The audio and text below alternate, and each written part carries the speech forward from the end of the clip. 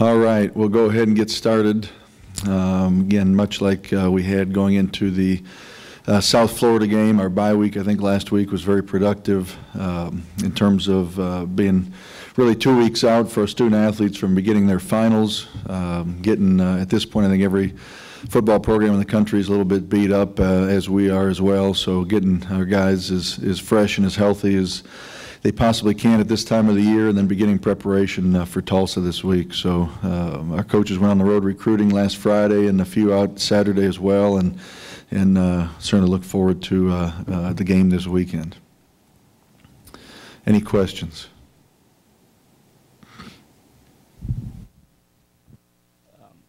Tony, with 2 weeks or since your last game to prepare for them, I don't want to say that a game gets overlooked or look past an opponent, but does what happened at Tulane maybe reaffirm anything you say to your team about, hey, you can never look past an opponent regardless of their record? I think it does, unfortunately. You know, again, it's something you talk about all the time, and I don't want to you know, stand here and certainly show any sort of lack of respect to Tulane either. They played a tremendous football game. So, you know, but again, you take them one at a time. A lot was being made that week of being in a five-place tie, a five-way tie rather, for first place, and I don't think that became a distraction for our young men. You know, at the end of the day, and I'm sure no one likes to hear it. No one likes to hear it nationally, but the biggest thing that correlates with winning and losing football games, regardless of opponents, is turnovers. And you know, as I stand here, 2 games come to mind where this season we threw 4 interceptions in each game, and it was the opener and it was the one against Tulane. So, you know, again, was that because of any sort of reading press clippings about being in a tie for first place or overlooking an opponent? I don't necessarily think so, but I think it's a great reminder that you know, what ends up being the difference in the outcome of football games, and again, that is something that the 3 games leading into that one, I thought we were playing very good football and winning the turnover margin by a long shot in those 3 games.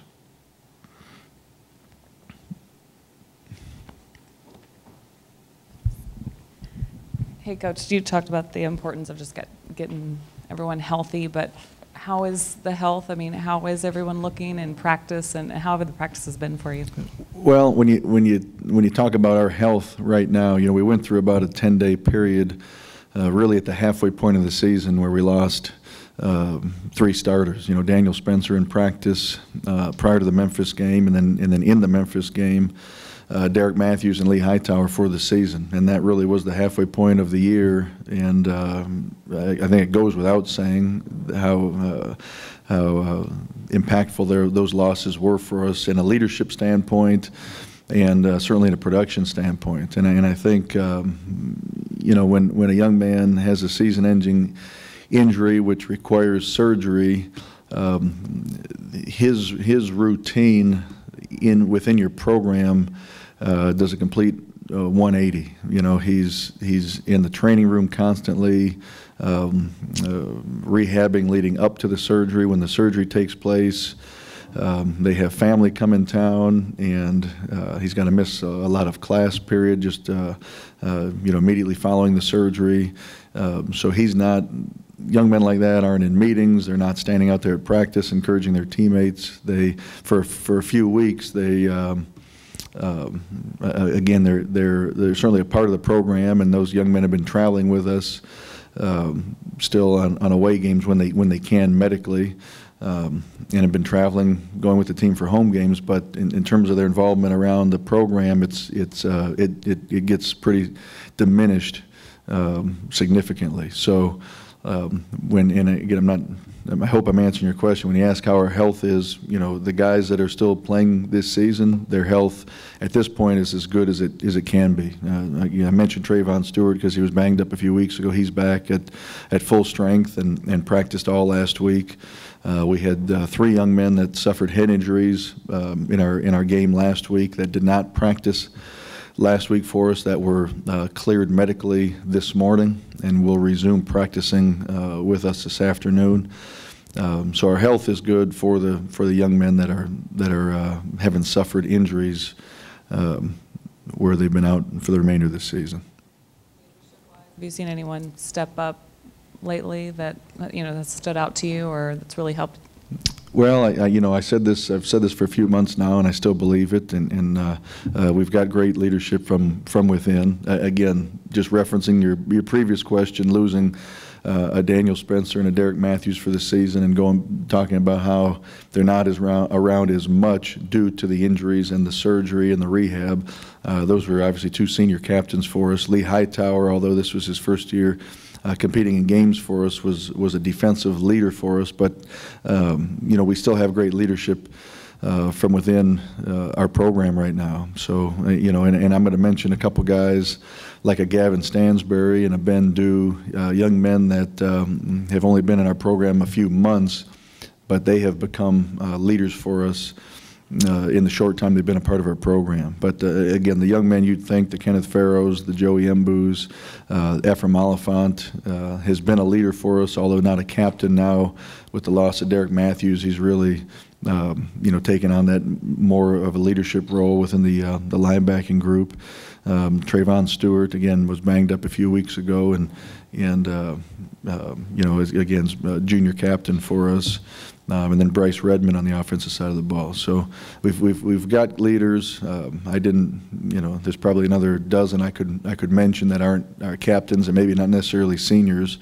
But I think our leadership has been good, and I think bouncing back from our last performance, the leadership within our program is going to have a lot to do with how we play these next 3 games.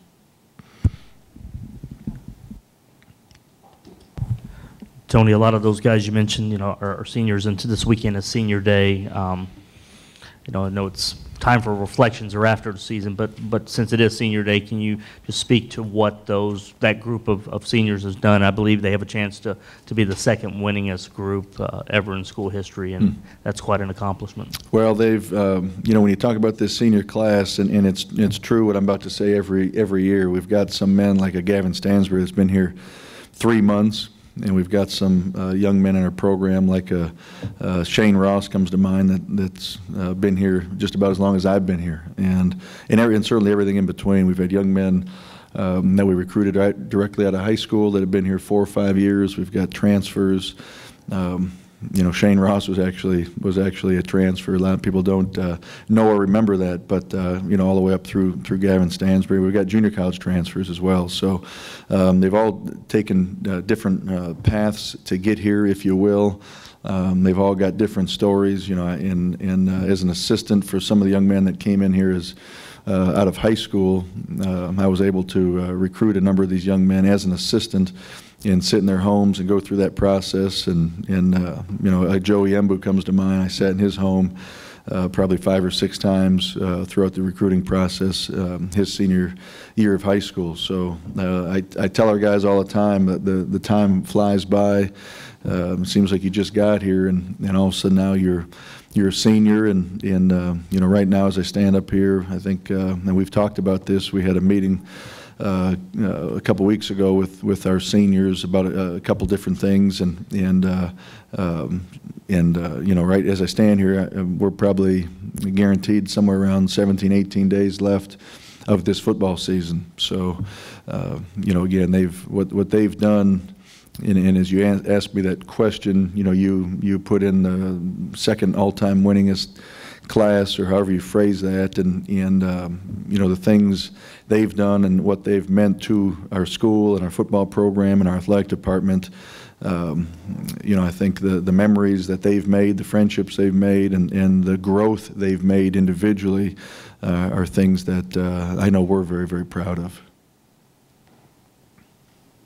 Greatest satisfaction a football coach has is seeing these men transform, boys coming out of high school to men ready to go out to the world. Well, I think everybody gets into coaching for different reasons, and I think the vast majority of coaches, regardless of sport, would say they get into it to be around young people and see them grow. And there's, you know, everybody has a different reason for what level they would like to coach, whether it's a junior high, middle school, high school, college, National Football League.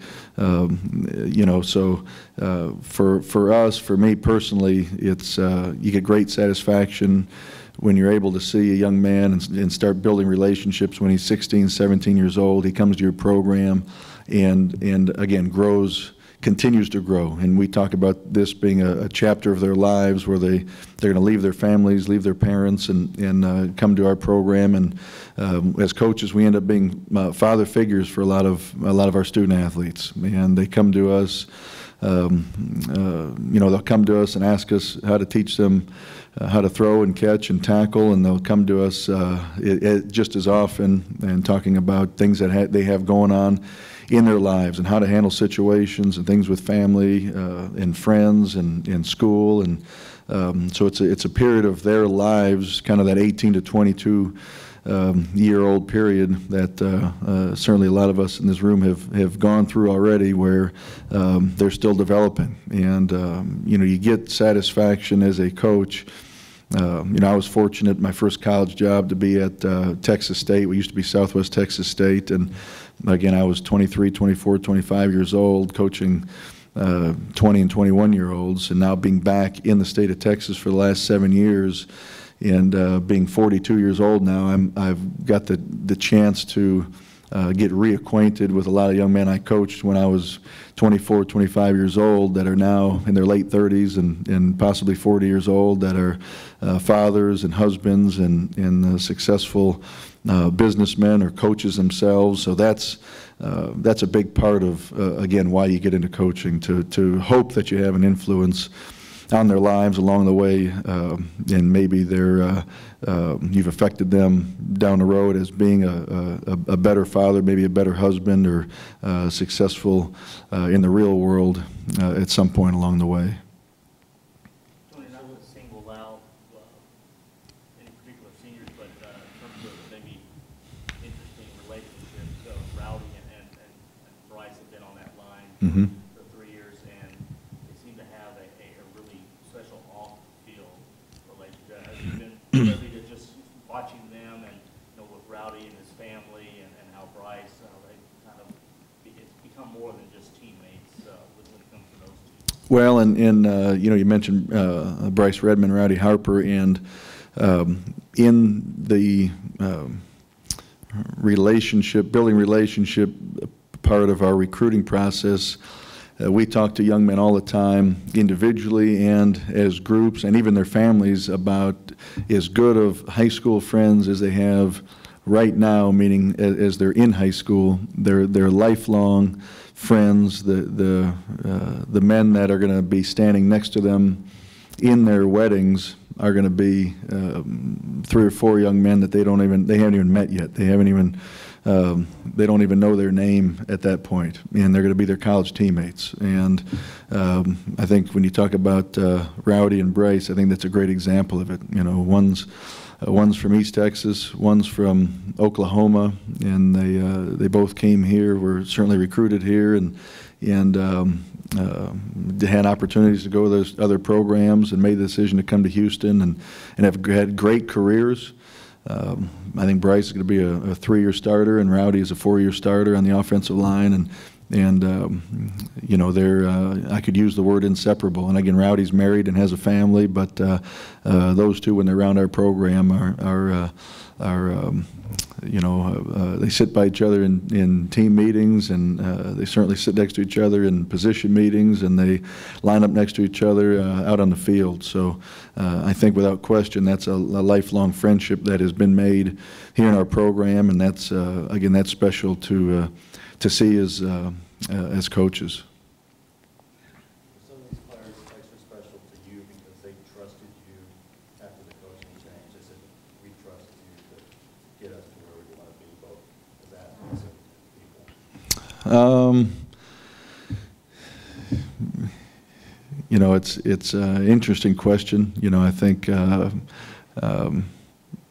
anyone that you know, you got young men that are seniors that went through the transition of the coaching change and position coaching changes, and then you've got young men in our program naturally that have been recruited since I became head coach that are freshmen and sophomores and some juniors. So, you know, they're all, the relationships are all special, and there's not a senior in our program, again, whether he's been here 3 months or 6 years, that hasn't been up in my office with the door closed talking to me one-on-one about something not related to football. So we've got, you know, life to me is about relationships. And it's important in our program. You know, something we talk about in our program all the time is the word family. So, you know, to see these young men, again, I've told this story to anyone that'll listen. And again, I'm just referencing Joey Embu because it seems like yesterday I started recruiting him as a junior in high school and visited with him one-on-one prior to him coming to our camp and just talked about our program and our expectations and him and his family and where he was on our recruiting board and some things he did extremely well and some things we were looking for him to improve on prior to coming to camp, and next thing you know, he's going to leave here as a captain and a young man that's going to graduate in 3.5 years, and again, the time flies because it seems like we were just starting that recruiting process, and again, he's got another month and a half left in our program. Tony, on Tulsa, Kevin Lucas, he leads the conference right now in receiving, and they also have a pretty good running back. But just specifically on Lucas, what have you guys seen, and kind of maybe how do they, how big of a part, well, based on the numbers, big part, but how you kind of defend that or that? Well, we've played some teams this year that have had very, very talented receivers, and I'll put Lucas right up there at the top. And he's a kid that's from Texas, so I remember him in high school. They got the Garrett kid as well. That's a 6'3", 6'4" target. But Lucas, I've said this in the past. We've played teams that have dynamic receivers. We have to know where he is on every down. So he's got, what did I say, 11 receiving touchdowns. He's averaging over 100 yards receiving per game. So, and I will say this too, they're not a one-man show. The Garrett kid, again, another kid from Texas, and they're both young. I think one's a junior, one's a sophomore. Very, very talented. And Dane Evans throws the ball all over the field, can make every throw. I think he's thrown somewhere around 20 touchdowns, and he's averaging around 265 yards passing per game. So, and as you mentioned in the question, they're not one-dimensional because they run the ball effectively also. So, but again, going back, we've played some programs this year. Andre Davis at South Florida, Devontae Davis at UNLV, just to name two off the top of my head that come to mind. And I'll put these two wideouts right up there at the top of the list.